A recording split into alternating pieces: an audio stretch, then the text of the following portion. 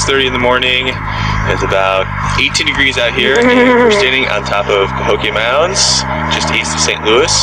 Behind me is a full moon, which will soon be going into a full lunar eclipse as it sets, kind of a rare experience, while at the same time behind us, the sun is already beginning to rise. So it's going to be a very interesting and beautiful experience.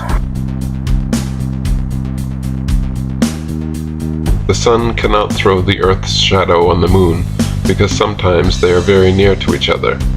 This you can tell in the evening and in the morning by seeing the moon and the sun at the same time. You ought not to believe everything the professors say, because they do not know everything.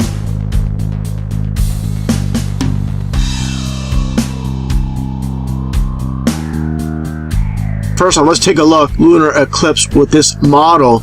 As you can see, the top portion of the moon should be illuminated and the bottom portion should be darkened.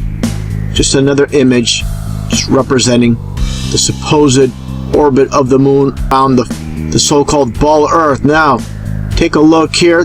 Again, the top portion should be illuminated, the bottom portion darkened. At this angle, this perspective, again, the bottom portion should be darkened, the top should be illuminated. Now, let's look at this video. Let's take a look at the footage right here from just north of Santa Fe, New Mexico, looking towards Los Alamos. For a better perspective, let's take a look here at the map.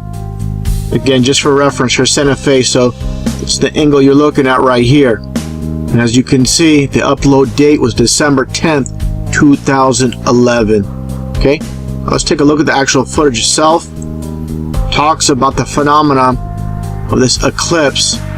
It's called the Selenian event. Now let's take a look. Go to this part right here.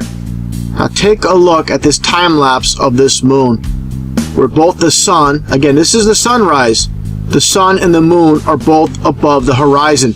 Look at the top portion of the moon. It's darkened. Again, going back, put pause here for a second.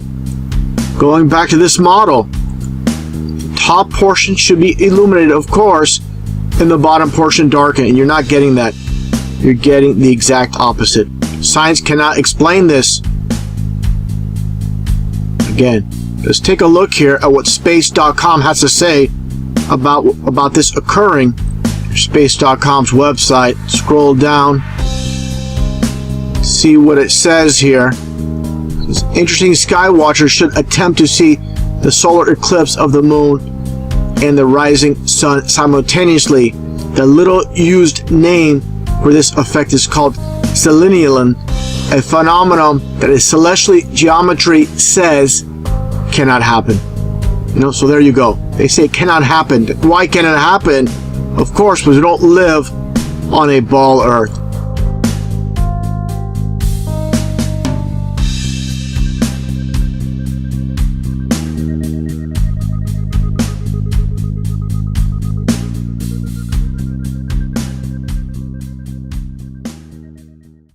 Why is it that during a lunar eclipse time-lapse, the shadow on the moon, or supposed shadow on the moon, changes directions almost 90 degrees?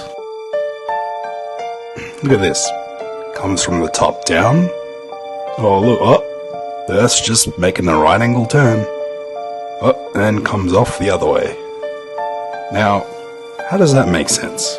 How does the Earth, is the Earth doing a right angle turn mid-eclipse? So this is actual proof that lunar eclipses actually debunk the globe, because the Earth shouldn't be making a right angle turn. So something else is causing the eclipse. We don't know what it is, but an intellectually honest person would just say, well, I don't know. And I'm telling you, I don't know what the cause of the lunar eclipse is, but it's definitely not Earth's shadow.